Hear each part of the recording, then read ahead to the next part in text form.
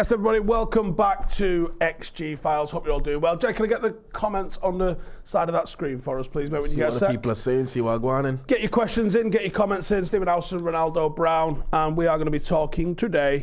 I don't like doing these videos, I'm going to be honest with you, but I feel like this is a what a way to start the vid. I know, what a way to start the vid. I don't like doing this. Can Ten Hag afford to lose a game he's probably going to lose?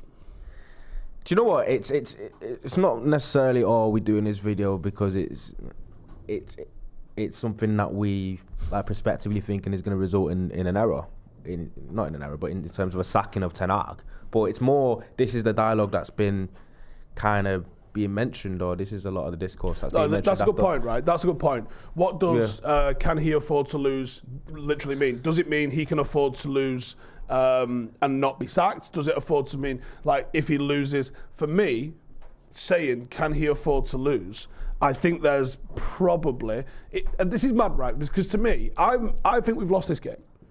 I don't actually see a way United have got to win this game, apart from pure Luke or VAR fuckery, right?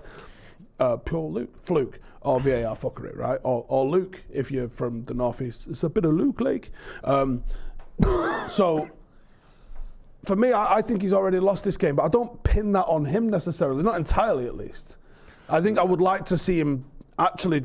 You don't know that yet, though. You don't know that yet. You can't say I'm not going to pin this loss on him when you don't know how the loss has happened. Or if it's happened, but going into this, I think I don't think the team is equipped to go to Anfield and win. So I don't know what he's going to pull out of the locker. Yeah, he could fuck it up further.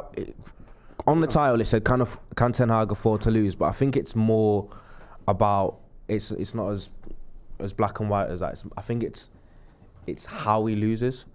I think a lot of people have mentioned does a heavy defeat. I think does that turn some fence sitters off to the other side of the fence? Yes, because going into the week anyway, we knew we had Bayern and Liverpool. It's just come off of 4. It felt like it wasn't a 4-0, but they got one disallowed. But a 3-0 loss at home to Bournemouth, which is borderline unforgivable anyway.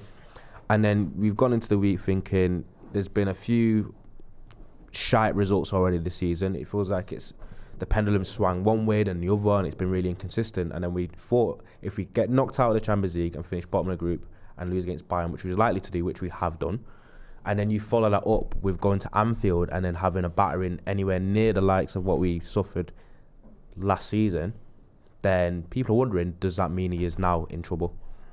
Yeah, and then actually 2 not easy games following with West Ham and Villa. You might not see a win for another 4 games. I don't think there is any easy games in the Premier League anymore.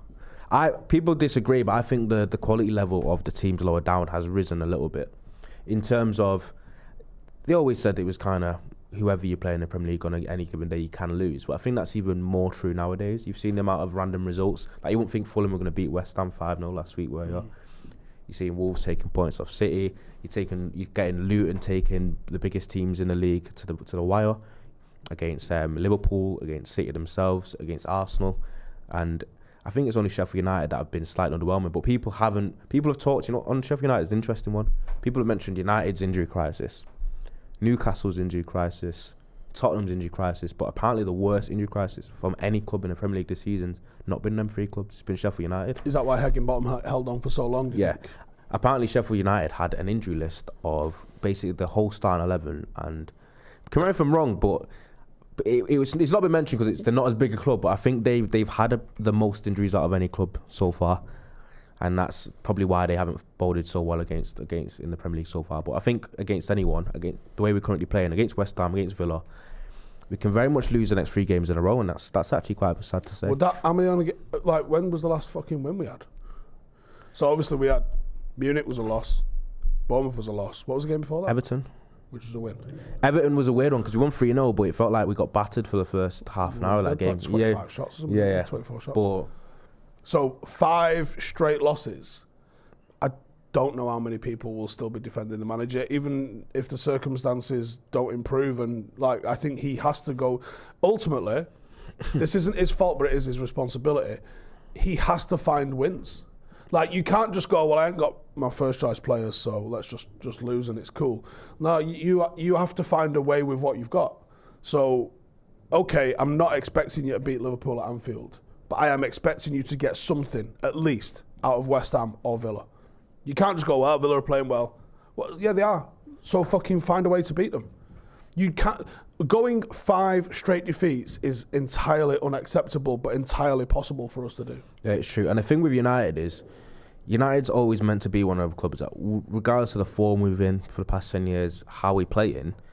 Was Chelsea the last win? Chelsea was the last win. Chelsea, Sorry, okay. Yeah, Chelsea. There's meant to be a certain aura around us where United can still be able to beat anyone in the world on any given day with the investment in the players and the quality that the club should have. But it seems to be the other way, where it feels like any team on any given day can beat us. And so it's the wrong way around. Listen, going into this weekend, everybody in the comments right now, give me your score prediction. Do it properly. So, like, Liverpool on the left, United on the right. What is your score prediction? Because we had a bit of a debate upstairs. Deku's one of our editors, and say it's quietly, but he's a Liverpool fan. He goes, I don't think it'll be that bad. Meaning for us this week. Because me, Dave, Jay, Ronnie, like, we've all just been chatting upstairs. I think Dave said 4-0. No. I've been non-committal. I don't know. I just don't think it's going to be good. So see what I'm saying. We've got 3-0, 4-1, 5-1, 2-1, 5-2. Interesting score. 3-0, 0-0. Wow. 3-1. My thing is, who scored the goals? Did they have Alisson back? Does anyone know? Because I know he's been injured. Alisson's, I'll have a look. I'm not doing my preview. Alisson's a 8-0. Christ. Alisson's a big factor because I think they've scored 21 at home and conceded 5. And I think we haven't scored at Anfield since 2018. But I think, have they won every game they've played there this year? Yeah, 7 out of 7. They've got this little Anfield little glitch that they've got going on, and it's also interesting because it's not like they've actually played. The worrying thing about Liverpool is they are where they are and they've got the results they have without actually putting in 90-minute performances of being really, really good. It's just they've got so much quality going forward. When you go through all their forward players. Palace game at weekend. Yeah. I literally you watched it. Watched the entire game. They've done that all season. And was going, Liverpool are well shit, right? Yeah. And then Palace get their noses in front, and I tweeted, and he just Palace got the nose in front. Liverpool got to win this game. A fucking 5 minutes later, Watson gets sent off. Are you? And then I think they had 3 shots on target in total and won 2-1. Yeah, I know. It's like, I don't know, it's one of them where when they're very dangerous, a lot of people have said it, because even if Liverpool go into this game and don't play their best, the same way Bayern did, they've got so much quality in their forward players that they just need a moment and chance to score. It's not just that, man. Do you know what I mean? We went through, I don't know if you was in then or not, before you came in, I think we went through the team and said, there's only one decision, I think, 2 decisions actually, I think you can make in the team. One is Reguilon or Delo. Yeah. And one is Garnacho or Rashford. The rest of the team is already picked. Is it Onana? Yeah. Is it Wan-Bissaka? Yeah. Is it Varane and Evans? Yeah, probably. Right, so then it's Reguilon or Delo at left back. Okay, cool. Is it Mainu and Amrabat? Never played together. Probably will be them, right? Unless it's like Donny van der Beek in the 10, right? It'll be them 2. It's McTominay in the 10. Unfortunately, no Bruno. Yep. It'll be Anthony on the right. Where's Mount, man? Anyway, yeah. It'll be Anthony on the right. It'll be Haaland up the top. And then it's a Garnacho or Rashford on the left. Yes. Is there any other decisions to make? Not, so you've got, I think, a rusty centre-half partnership of fucking Varane and Evans. It's true. And what worries, is Will Fisher available? Yeah, and what worries me is the bench as well. I think our benches are going to matter in games like this, and we have no game changers and no one to kind of change the game on. Do you want a 7-0? Do you know what I mean? What score was it at half time? Was it 2-0, 1-0? It was like 2-0. I think it might have been 1-0. Was it 2-0 or 1-0? Because I remember Bruno missed a really big chance. I remember texting him behind the camera now. Yeah. And he said, what do you reckon? And I said, 2-2 this game's finishing. Yeah. Nah, because let's not use Steve's betting plate, eh? Yeah, fucking hell. Because I remember it was 1-0. If you're sitting there going, well, what score was it? It was 7-0, mate. Didn't they score just before half time as well? Yeah. And we looked all right in the first Bruno half. Could have scored just before it, and he missed like a sitter, and then the floodgates just opened, and it was like, And you can't do that. But the thing is, we're talking about Liverpool and the way that they play against Palace and shit. The other thing with them and the quality they've got is, I still think when it's United at Anfield, it doesn't matter how they're playing, they're going to turn up. Yeah, they turn it up. They're going to turn up. Do you know what I mean? You know, they're going to up it. I don't think they'll be that complacent. I think they'll smell blood almost, and that's what concerns me. Yeah, because they do have. Go for all left forwards. Mate, they got match winners. They got 2 11s, and they're good. They've built a whole new midfield. Yeah. Their forward line has got a lot of fresh blood in it. You've had Nunes that needs fucking an embarrassing number of shots to score a goal. I guarantee he scores like 2 in 2. 2 goals out of 2 shots on Sunday. Yeah. Like, I guarantee it. He's been dreadful in terms of his finishing, and I guarantee his first shot on Sunday is a goal. Yeah, I know. Probably. That's if he starts, because I think they've got Jota injured as well. But I think he's touch and go to come back. Like I said, I haven't done my preview yet, so I've not looked into who's available. But I'm just looking through their front. Like, they've got Jota, they've got Diaz, they've got Salah, they've got Gakpo. Bob Ralph in the comments says, "Can we ring in sick?" Yeah. The only thing that we can get at him is, unfortunately, this is a wrong game for Bruno to be injured for, obviously, because he at least provides a bit of energy and work rate. That's something you can never fault him for. But they are usually a little bit weaker in that number 6 area. They don't have a Fabinho in the team. That's probably been one of their weaknesses this season. It's like 3/8s. Yeah. 3/8s they basically play with, like you're saying. And usually where they can get exposed is that placing behind the lines. And I think it being McTominay instead of Bruno. It's those late crashes into the box, innit? But then you've got Wan-Bissaka, who I think his link-up play is really improved on the right-hand side, but he don't cross it still. Nah. You're going to have Regular who might, maybe, or it might be Dalot, but then Dalot don't really cross from the left. So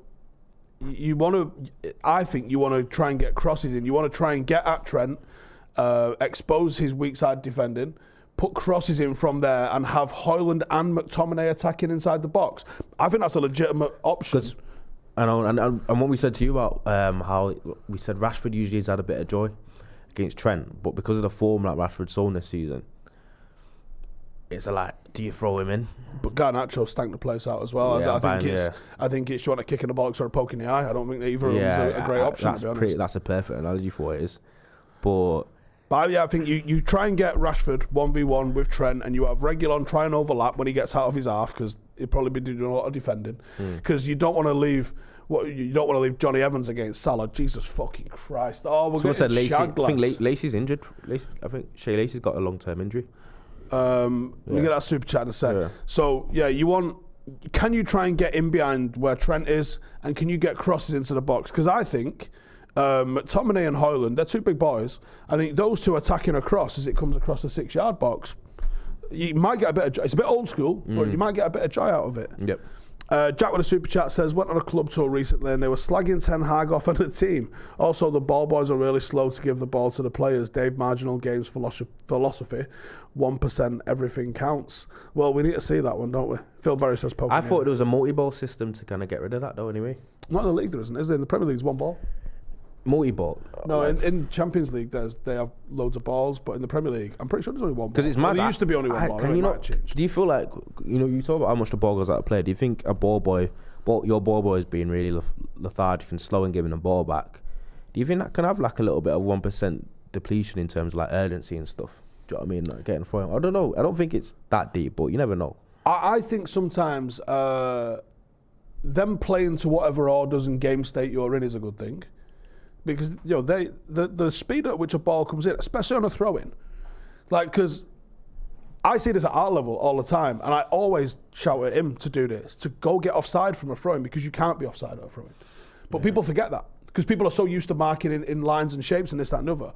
But if you can have an angled run towards a ball that's just thrown in between 2 defenders offside, I think that's a great thing. So if you have, if a ball boy spots a ball's going out and as a fullback runs towards him, he fucking doshes him another one and he's fucking bang throwing it in before anyone's caught onto it. That's a great advantage to kickstart a game. And also,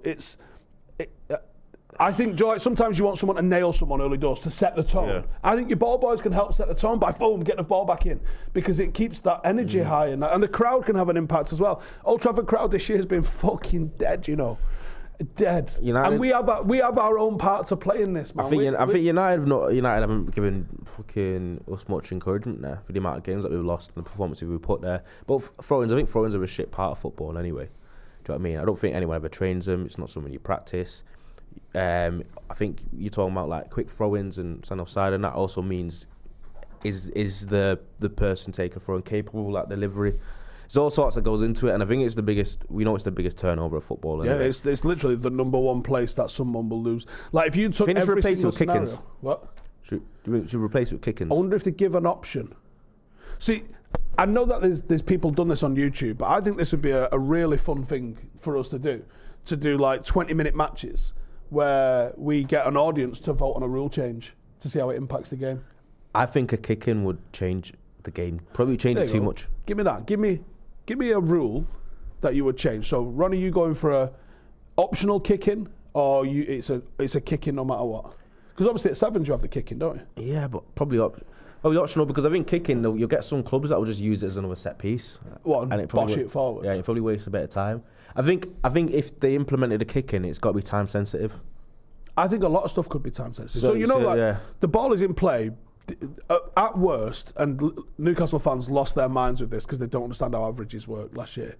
Newcastle were the biggest time waste. Remember when we played them and they were moaning about us time wasting? We did time waste when we played them, but they were the biggest time wasters in the league. I think the ball was in play on average. I think I might get the numbers wrong on this, like 43 minutes, and they were for them. Yeah. And it's as high for some games as 60 minutes, but it's usually in between 45 and 60 or 45 and 55, which is nuts because that's a 90-minute game. That's how long goal kicks, corners, throw-ins take out of the game. And that, for me, is why they want to introduce the stop clock on when the ball goes out. And I think if you did that, you would have 30-minute halves or 30 minutes of run time. So it would go from being 45 minutes to 30 minutes, but you would play exactly the same amount of football. And I think the FAs and like FIFA and stuff, by introducing like 10-minute overtimes of injury time, I think are sort of getting to that stage by doing that. I know, but people have slightly argued about the plus 10s that we're getting at the end of games now, in stoppage time though, in terms of the games being prolonged, and then people are going to also use that as some sort of factor in process in terms of the amount of hamstring injuries that we're getting now. I think the hamstring injuries have gone up like, what is it, 90+% or something. Yeah, it's weird, yeah. So it's like people are sort of saying it's a VAR consequence and things like that. You're playing longer. When you're talking about Newcastle were one of the biggest time wasters, did that kind of help them in terms of the urgency and the kind of explosive they played when the ball's in play? Do you feel like they needed to do that? Did the NFL it a little bit? Do you know what I mean? Like, and then when the ball goes up, play, take your time, and then go again. Yeah, maybe metal. It is. Maybe if you know your team is absolutely fucking an intensity machine, which Newcastle are, you got to give them the credit on that. I mean, what a game that was on Wednesday night, by the way. Yeah. If they're an intensity machine like that, then I think if you got your ball boys on board, again, that's the 1%, isn't it? It's thinking about the game as a whole and the things that you can influence. Okay, cool. When we've pressed the bollocks off someone and the opposition's kicked it out for a throw-in and now we're in possession, why are you running over to get that ball? Chill, patience, we're in possession now. And then as soon as you lose it, can you go fucking BAM? And then, because the ball is probably, I'd love to find this actually, how often does the ball stay in play for? Is it 2 minutes before it goes out? I'm not sure. I bet it's a minute and a half, 2 minutes before it's out. So if you can prolong that from, instead of it being a 10-second break to a 20-second break or a 25-second break, get your heart rate back down again. All right, we're ready to go. Boom. And then you can keep playing that intense level of football. So I think it's just about using your brain.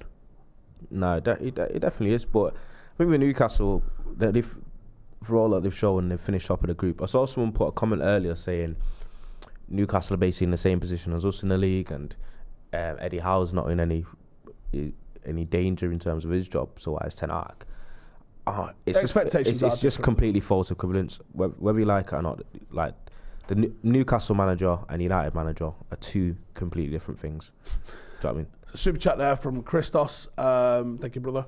He says, well done for calling out JB. Is that Justin Bieber? See you in, Justin Bieber, I think it means. Yeah. See you in Dublin. Yeah, we are doing a live show in Dublin in less than 2 weeks, 28th of December, if you want to come and join us. The links will be all over the Stretford Paddock socials, so come and check that out. It hasn't sold out, I don't think yet, so there's still tickets available if you want to come. It should be a good old session, and we might get a little bit into more of what JB's been saying. Christo Delu.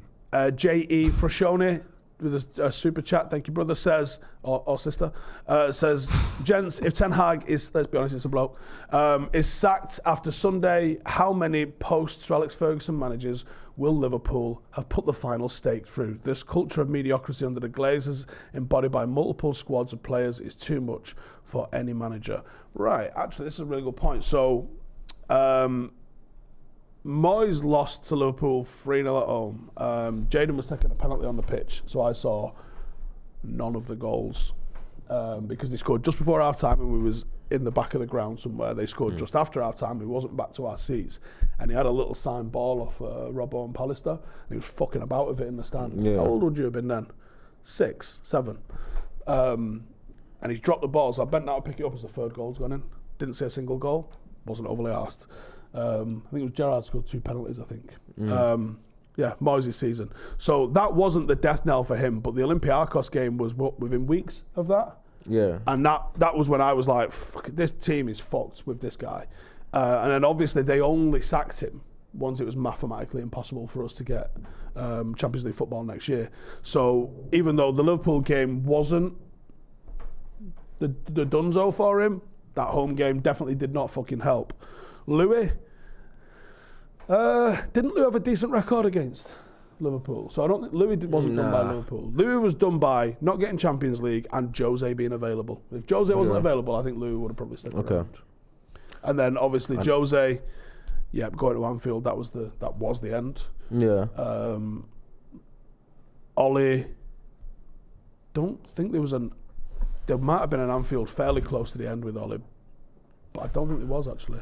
I think it's because probably the game falls in surrounded shite form from United, and then it's one of those where rival games are going to matter, no how much way you shake it. And I think losing badly and not looking. Anfield was Louis, there you go. Yeah, I think the board and people at the club are going to look at it almost like a measuring stick game, and if it looks like we're not as close to Liverpool as we're meant to be there, or getting further away, then it's like, we need a change. Oh no, do you know what? No, there was a Liverpool game under Solskjaer, the 5-0 in at home. Jesus Christ, that was bad. That was bad. Yeah. That was when I almost wasn't upset. I was just like, the realization and reality of how far off this team we were, and Liverpool, I don't think hit their best form in that game. No, they didn't. It was just like an example of how we were so toothless. I'm never going to score. We could still be playing now. Wouldn't have got a fucking single goal.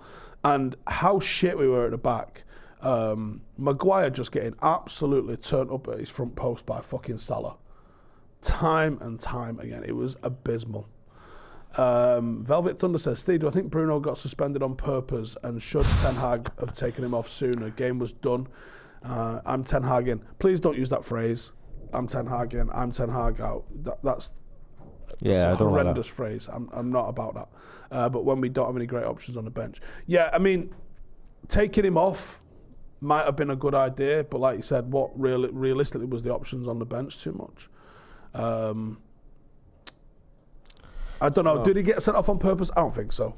I think he plays full throttle and emotional. Fuck me, how many times you've been booked when you know you was fucking getting close to the line with it? It happens, doesn't it? No, I think during a game, I don't think you're thinking definitely psychologically, I'm going to get booked here on purpose. Sometimes you might do, but I think just in the way you play and just in the flow of the game, you might just do something that gets you booked. And I think that's probably in Bruno's character a little bit. Ronnie loves a fucking grab the shirt. No. No, do you know what I mean? It's just, which is a fucking red. Nah, it's just it's passion in football. Someone like, for example, when Casemiro's on a booking and you don't want him to get booked, players like that, just the way they play, I feel like they can't play any other way. Yeah. Do you know what I mean? So that's why, remember we used to say, we said like when you don't want Casemiro going into a game hoping he doesn't get booked, because it just completely changes the way that he approaches the game, and it's almost like he won't be playing like himself.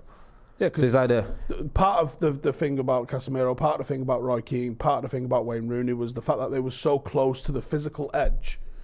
It gave them an X factor. Yeah. So you go, don't kick anyone. What? Yeah. It's kind of why I'm here.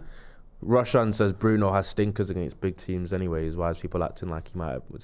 Saying that could play. He doesn't usually sometimes have his best game, but I think United haven't been good in big games for any player in general for the past few seasons.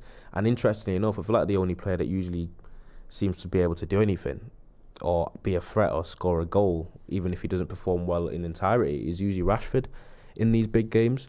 And I think that just kind of gives credence to what we said about him as a player.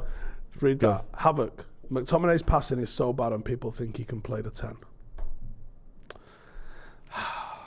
Yeah, he plays 10 almost in a Dele Alli way, innit?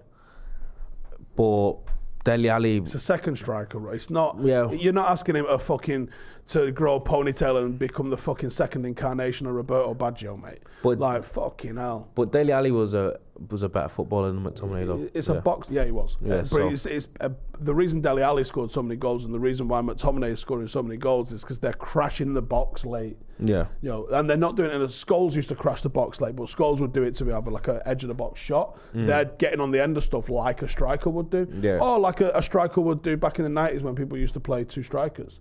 Like, you miss the first guy because he's gone front post, and then the other striker has arrived like middle or back of the box and got on the end of something. That's exactly what they're doing in the way Dele Alli did it. But like I said, Dele Alli could also dribble, he could pass, he could find other people in the area and create chances. McTominay isn't that. He literally just is. It's a fucking blonde Fellaini. That's I said that. I did without the chest. I did without the chest. I did the tweet. I think McTominay is literally definitely quicker. He's doing the Fellaini role of what Fellaini used to do. But even Fellaini had a little bit. Even Fellaini wasn't like amazing technically, but he still. I feel like there's still a little bit more guile. He had a better first touch with his chest than his feet. Yeah, he had a bit more guile to his game. Let's talk about that because he did. Because he did. His touch with his fucking size 14s and his touch with his chest. Yeah. It was like Velcro on his chest. It was uncanny. But you ask him a fucking control with his feet. Nah, I think Fellaini was one of them where for his height and size, he had a little bit of. Sometimes he looked like he had a little bit of tech. Sometimes, like he weren't completely untechnical. Nah, I don't think you watched him properly. You can't. You did. Nah. Like you can't. I think people think because he was good in the air and good in his chest that he was just a big lump. He weren't terrible with his feet. Maybe he weren't like a passer, but he weren't like awful. Right, we're gonna put a poll up. Who do you want as captain in the game? Is it just gonna be? It's not gonna be Maguire, is it? Who's gonna get it? Who is gonna get it? Kobe Mainu. Who's gonna get what? Who's captain on Sunday? It's gonna be. I can't give it Maguire again, can he? Well, no, he's not. And I would have said Varane, but he's not gonna give it Varane. No, when he's fell out with him. Yeah. Right, realistically, right, okay, go from back to front. What do we say it's going to... So, it won't be Onana. Wan-Bissaka? Can't see him as captain material, I'm going to be real with you. It won't be Varane because he's in the doghouse. Johnny Evans? It's going to be Evans. Johnny Evans. On a longevity thing. What? Yeah? Shaw's injured, yeah. I think your options are Evans, Rashford, but if he's got any questions about Rashford's attitude, then it's not going to be him. It's not going to be Højlund as a new signing. It's certainly going to be fucking Anthony. It ain't going to be Mainu as much as you can put Mainu as an option if you want. But like, is it going to be Amrabat? Don't think so. It won't be Reguilon. Oh my God! What about McTominay? Evans, McTominay, Rashford. That's your options. Who's the current vice captain? Who's the current vice captain? I don't know. Is it Maguire? It might be Rashford. I actually don't even fucking know. Dalot? I think it might be fucking McTominay. McTominay, Evans or Rashford. I don't see anyone outside of them, It should be Varane, but it's not. Hey, Jaden, why did you put the exclamation mark before the question mark on that? Martinez. Yeah, it might be Martinez, but he ain't playing either. Perendo says, crack the rum out. We are hopping on the Evans bandwagon, big style. I've just done a bit of a restock on the bar upstairs. McTominay's best Braveheart impression. That Braveheart is is the way that he plays. You know, with McTominay, yeah, he's gone a bit since he's played higher up. Hold! Yeah, since he's gone higher up, he's played differently. But Hold! But remember when he used to? Have you got ADHD? What? You lost the plot for a sec there, innit? But remember when we used to moan about how McTominay would just like people used to think he was a hard worker and a bit of a brave player because he used to just run into players and foul, like with no intention of getting the ball. He's done that less because he's gone higher up, and then it's exposed different parts. That's why he reminded everyone of Fellaini, because he was a crash in the opposition box where you want carnage, but you don't want that carnage in your own box. So you think McTominay is better technically than Fellaini? I don't know if he is. I didn't say that. I think they're both poor technical footballers. With McTominay, he just looks very rigid on the ball. I don't know if it's his height. I think that's. I don't think he's got the vision to see a pass through a line. I think if you look at McTominay's passes, it's like you have it, or you have it, or you have it. Yeah. It ain't you having it. Or let me just thread one through there. One of my favourite passes was a Michael Carrick pass through a fucking tunnel of players to the back foot of someone who doesn't even need to take an extra touch. They've gone turn, bing, and just think, oh, and where has that been?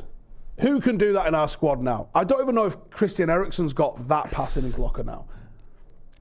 I think I've seen Thingy try to do it, but he doesn't quite have the kind of zip and accuracy on it. Because Amrabat tries to do it sometimes. The zip matters. Loads of players can play it forward, like not loads in our squad, but like you can have players who can play it forward and then maybe get after it and that. But that one from Michael Carrick, because what made Carrick stand out was that he knew it was coming to him 3 passes before he got it. Like he knows it's going to this guy, this guy, this guy, this guy, and when it comes to me, fucking wazza, have that, bam. Nah, but I think only Busquets, Carrick. Play heating and making, captain says Gilly. Not many players can do that, you know. Varane's the official vice captain. Yeah, but the thing is, I don't know if he'll give it Varane because of the fallout. That's the only reason. But then that's what a great way to say there is no fallout. More PR, great. Hey, we can't win games. More PR. We can win PR though. But we can draw a PR game. We don't win PR. We never win PR either. Well, we can get a draw. We get a point. We get a point in the PR game. Jack says, do I agree with Michael Owen saying footballers were technically better 10 years ago than today? You answer that and then I'm going to answer. I disagree. People usually think that the quality of players now, as you go through generations, are better in terms of technically. I don't think there's a huge amount of technical difference between the better players back then than there is now. I think the difference is more physicality and stuff. Physicality, quickness, tempo, stamina. Yeah, that wasn't necessarily what Michael Owen was saying. He was saying there's you're rewarded more for athletic, speed, stamina, agility. Because that's what the game more is now. Yeah, because it's selecting for that, isn't it, a little bit. I think that players are technically better grounded now, but I think that there was a lot more flair and a lot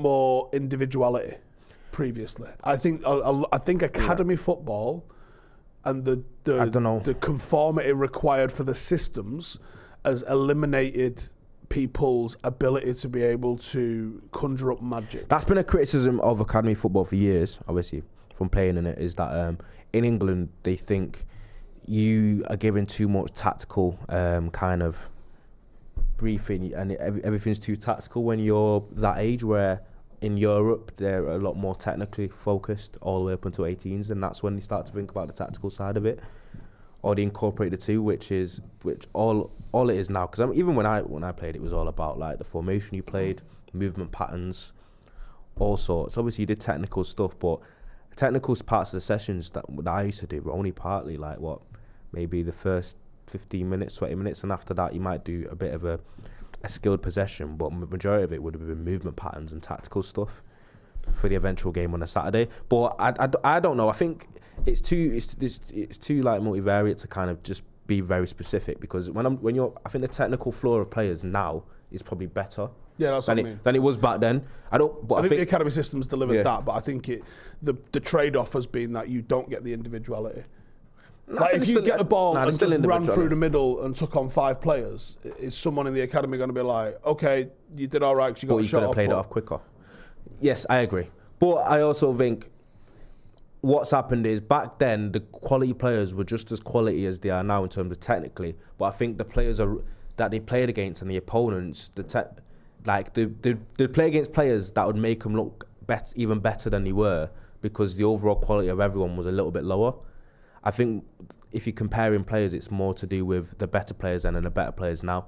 And I think that's more similar than the floor players. I think the floor players are better now than they were back then. I think there was a lot more players in that top echelon kind of bracket, especially when it comes to the flair. Yeah.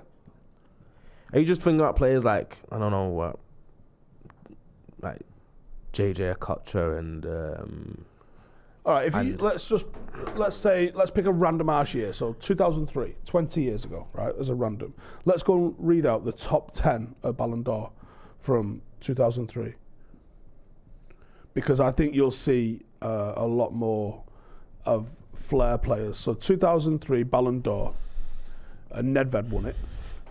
And then it was Henry, Maldini, Shevchenko, Zidane, Ruud, Raul, Roberto Carlos, Buffon, Beckham.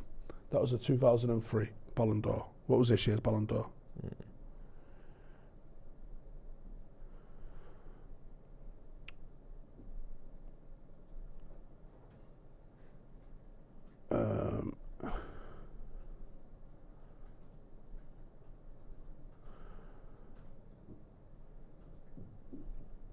So this year it was Messi.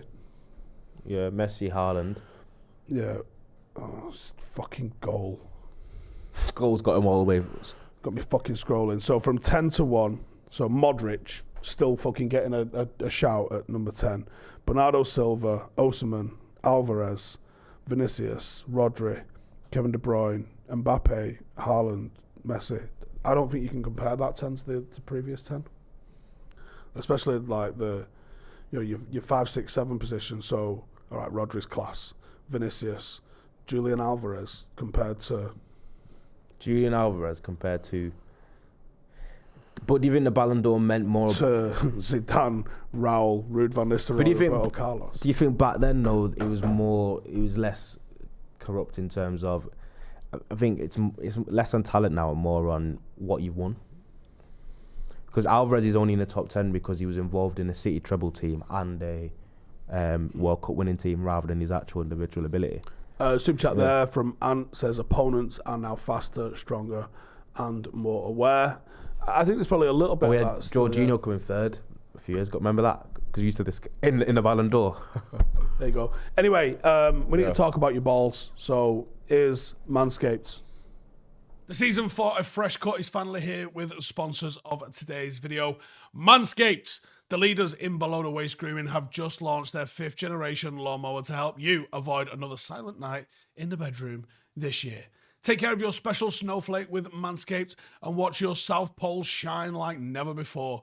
Get the best stocking stuffer of all by going to manscaped.com and using the code XG20 for 20% off plus free shipping. Mrs. Claus will thank you. What can be better than giving the gift of good hygiene and a few laughs? Starting off with the Lawnmower 5.0. We've upgraded, lads. This is the crown jewel of the holidays, and I dare say the best ball trimmer of all time. The electric razor's advanced skin-safe technology is a lifesaver and known for reducing nicks and cuts on Santa's sack.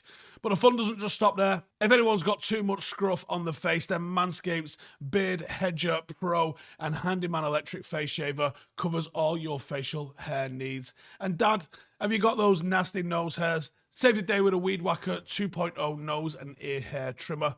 And you got the boxes in there. You got the whole kit. Listen, Manscaped have got you covered. For every bit of male grooming, you can't go wrong. 20% off and free shipping. All with the code XG20. Right, check the link in the description for that and sort your balls out. You might just score enough to get it in time for Christmas to get your baubles ready to go. I would like to see, so obviously we're trying to build a junior academy with Stretford Paddock. I'm talking at the moment to under 16s, under 14s and an under 13s, which I'm hoping we will have for next season, which means that in a year, or like 18 months or so, we'll have it would be 14s, 15s, 16s, 18s, 21s, a development team and the first team. So we are trying to build a football club, and I want to take it all the way down to soccer tots, under under twos, or like 2-year-olds, 3-year-olds, 4-year-olds, that sort of stuff. And I would like to see, if I have my way with how we run as our academy, the only team that's required to win is mine. I couldn't give a toss if my teams win a game. I know that the kids are encouraged and happier when they're winning games, but as long as they're competitive, I think that's all that matters. Because if you're winning 10-0, you're not learning. If you're losing 10-0, you're not learning. There has to be a level of friction, I think, for growth to happen. But I would want, certainly that under 10s down, I want to see kids skilling each other out. I want to see, let's have a player of the week. Today it's Mbappe. Let's pick an Mbappe skill. Can you all do that? Tomorrow it's going to be a Vinicius skill. Can you all do this Vinicius skill? I want the kids to just go copycat the absolute dead-eye skills. Then we're going to pick some, like a fucking futsal player doing some absolute mad little crossover and just breaking ankles, and then practice it all week. That's what you want, is you want kids to be inspired by skill, shit that gets you off your feet, because that's what makes you a better technical footballer. Are you able to manipulate the ball better? I mean, we did... I think that... Thingy used to have... Thingy have that. I swear did he had that. I think he had something like a bit of a skill kind of orientated academy kind of focus around that age. United. Did they? United are big into that. I think it's... I think under 10s, I think exactly what you've just described is what a lot of the Cat 1 academies actually do for players that age. I don't think they fill under 10 players with tactics, not from my experience. When he was at City, we spoke about this on the podcast yesterday with Lescott. When he was at City, they was playing, there might have been 5 or 6 aside, and I pulled one of the coaches after one of the games because there was 3 things. I can't remember what the third thing was, but they was asking them to do a couple of things, and I was like, he's fucking 6. He's just learned how to tie shoelaces.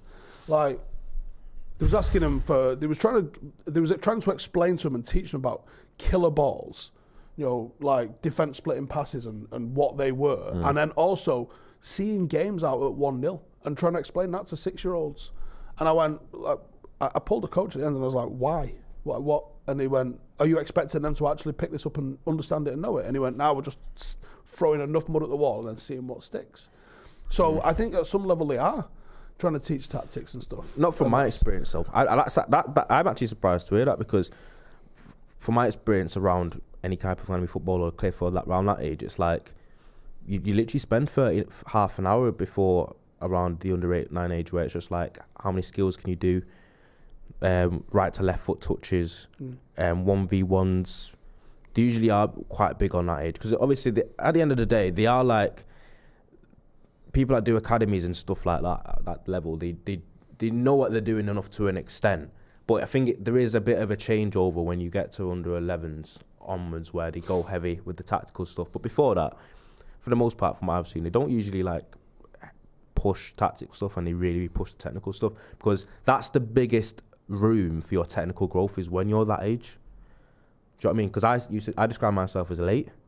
I think people that get academy level football under 10s to do technical side of the game have a huge advantage. Because, for example, obviously I played in the same team as Trent, and you see like the technical ability he has. He was at Liverpool since the age of 6. Do you know what I mean? So Marcus was similar with being United Marcus, from like 6 or 7. Like a lot of the players that make it and they're technically great and they become great footballers through academies, they generally have been at that club since they were 6-7 years old. It'd be interesting to find out if you had a look at... So the percentages of academy footballers that make it is so low, it's laughable. But I bet if you stacked it by how long they did in the academy. Yeah. Like so, if you go right, okay, so if you did 10 years of academy, so 6 to 16, if you did 10 years of academy, what's the percentage like for that? Because I think those who only get it at 14 or 15.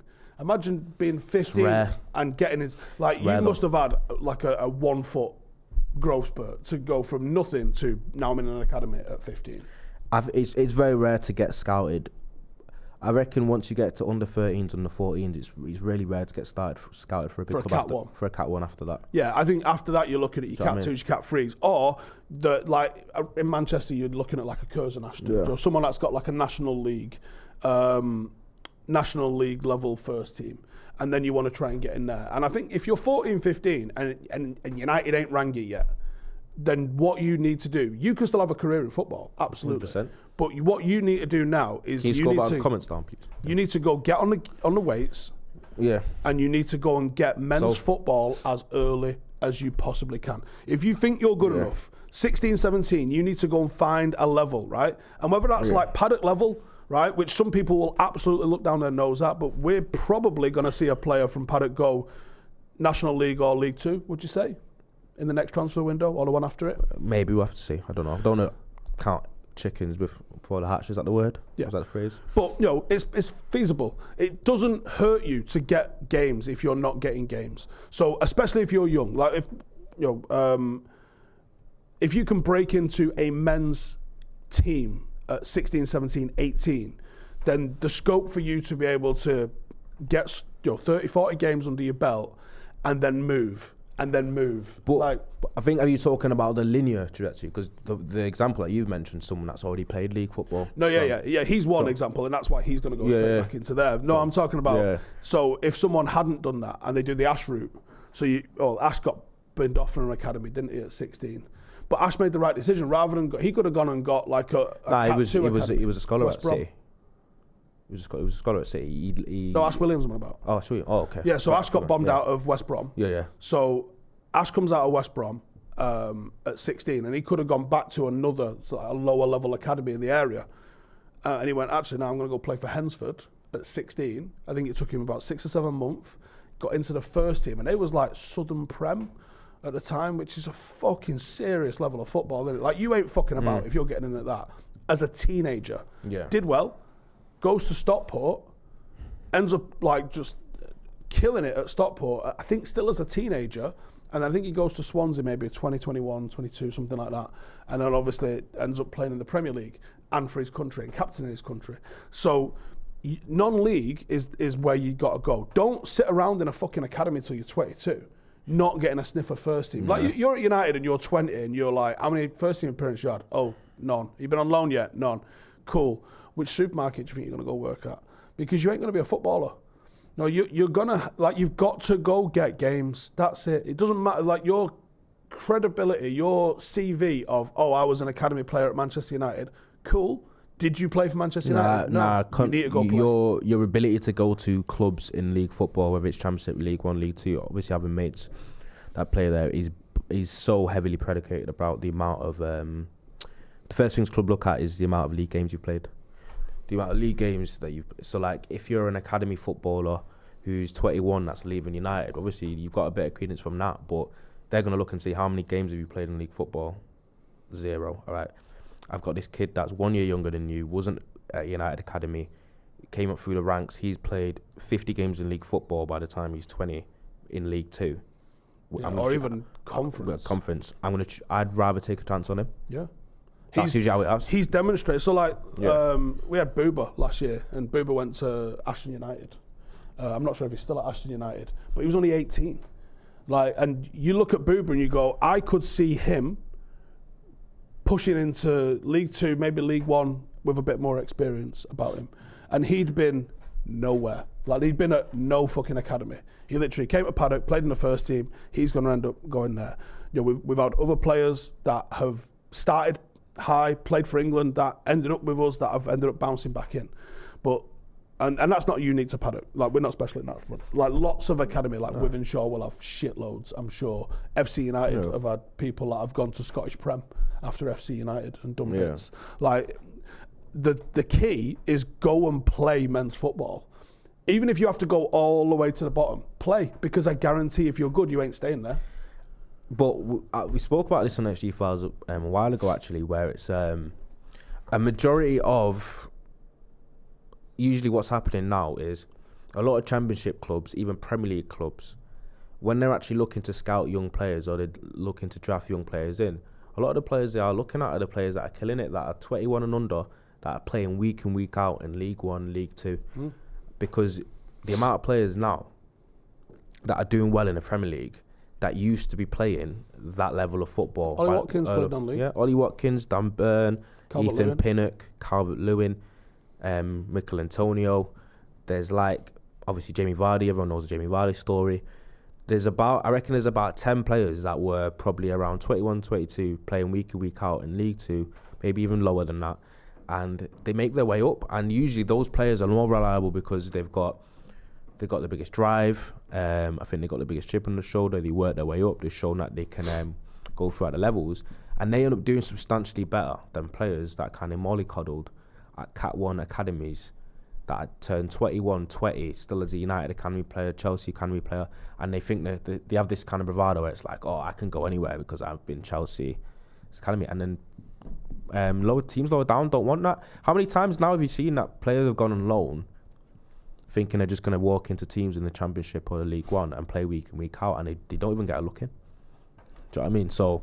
Well, I think the Championship. It's a mentality issue, innit? It's one of them with Jude Bellingham. You don't like under 23s football, and I think it's shit. Yeah, I think after under 18s at the biggest clubs, all the players, if they have any kind of pathway that they want for them, should all go and play men's football. Do you know why it was brought in under 23s? And this is a Scudamore thing. I think it was Scudamore. It probably wasn't his original thinking. It was probably some committee somewhere, but he was the one that sort of fucking said it, so he gets the blame on this one.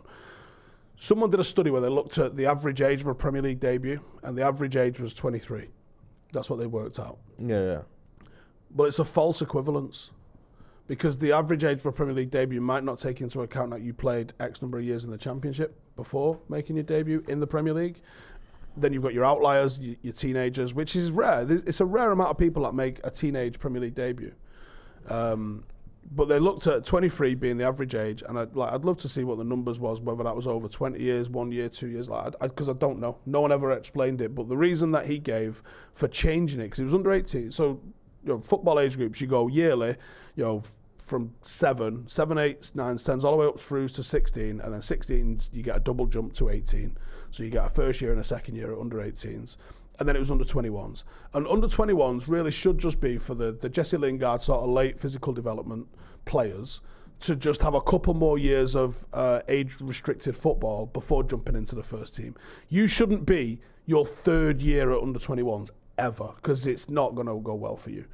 You really want to be in your second year trying to be forcing into the first, You might play 1 year of under 21s football and it not be negative to you, but you don't want to be playing 2, and you really don't want to be playing 3 unless, I broke my leg. Okay, there's a reason. That's fine. But most, you can't really be there for 3 years at the top level and think that you're going to become a Manchester United player or whatever on the back end of that, because you've got to go out and, like I said, there are kids out there at 17, and Jude Bellingham is an outlier in a lot of senses.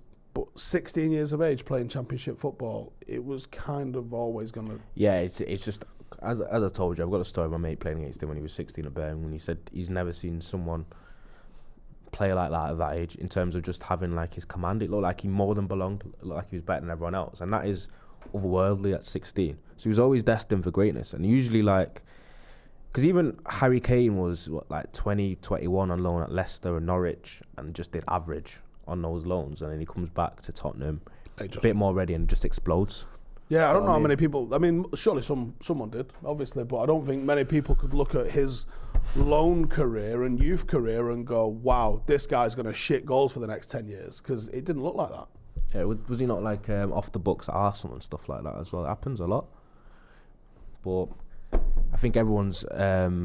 It's a crazy road in terms of... You see a lot of these players now in the Premier League, seeing they've got all the riches and all the success that they've got. The road wasn't easy for a lot of them. Some of them had to go through a lot more hard pathways than others, especially the ones that you see playing for the lower league clubs. Not the lower league, but the lower clubs in the league. Yeah, don't restrict yourself on big contracts because you think it's security. Like United offer you a 5-year deal at fucking 17, and you go, oh yeah, they can ice you. They're under no pressure to play you because they've got you locked in for 5 years, and if you develop, start sweet. Thinking if about you investments don't, in case. Yeah. You want a short one because then they're going to be forced to play you because they know in the next 12 months or so he's going to be like, well, I'm not fucking sticking around in a bit. Especially with the average football career being well less than 10 years probably. Imagine having a profession and a job in the real world and you can only have this job for so long, and after that, good luck. Because for footballers, it's not everyone in a football career will earn enough money in the space of less than 10 years where by the time they're 30 and basically out of football, how much more of your life have you got left to kind of to have some sort of other income. A fucking long, old time. It's a short-ass career, man. Do you know what I mean? Conrad with a super chat, and there was one earlier as well, or there was a question earlier saying, do we hope to have a women's team? Yeah, so we've been in negotiation with a really successful local women's team, and there is further discussions to be had, should we say. But yeah, we would like to, I want everything. I was talking to a lady on Instagram yesterday that wants us to start a wheelchair football team. I want Stretford Paddock to represent our entire community. So I want everything. I want a fucking old blokes walking team. I want every different disabled category team that we can put out. I want to put out. I want to represent our community. That's what I want us to do. So yeah, every team, boys, girls, men's, women's, the disability teams, the walking football teams, futsal, everything to do with football, I want us to represent. But it requires facilities, it requires investment, it requires time, it requires patience, it requires luck, and we're 3 years old. So, you know, we're working on it, but it ain't quick and it ain't easy. But if you want to get involved in that, you can become a member, become an owner, and come and have your say in making all of that sort of shit happen. Conrad super chat there, thank you, says, what's my thoughts on Onana? If I don't trust him, how do the defenders deal with that? I think if you don't trust him, the defenders are all right with that. Well, I don't trust him, how defenders deal with that. Basically, he's saying if the defenders don't trust him. Because I think he's trying to talk about the fact that because he's made his mistakes and some of his errors, it's like if you're playing in front of a keeper that you don't know whether you've got confidence in. I think that's what he's trying to mention. But I think they've got, I mean, maybe not in the Champions League. I don't know. Something that music fucking sent him west, clearly. But in the Premier League, I think he's been fine. He's in for a big shift this weekend. Say that for free. Anyway, I'm going to wrap it up there. From myself and Ronnie, nice one for tuning in. Make sure to subscribe if you are new. Preview will be out later. We've probably got a video coming out on Scott McTominay going out. Oh, so that'll be out tomorrow. But there'll be other shit coming out all over the weekend. So keep it locked. Cheers for tuning in. See you in the next one. Hey, thank you for watching the video. If you are new around these parts, then don't forget to subscribe. My channel is proudly supported by my community on Patreon. If you'd like to get a little bit of extra content, a Discord group, meetups, five-a-side games, weekly podcasts, behind the scenes, and even an occasional bit of transfer news as and when I get it, then for the price of a pint, you can show your appreciation for the content that we make and get some goodies for doing so as well. Check the link in the description or click the button right here. You'll also find all of my socials here too if you want to follow me on any of those platforms. Nice one.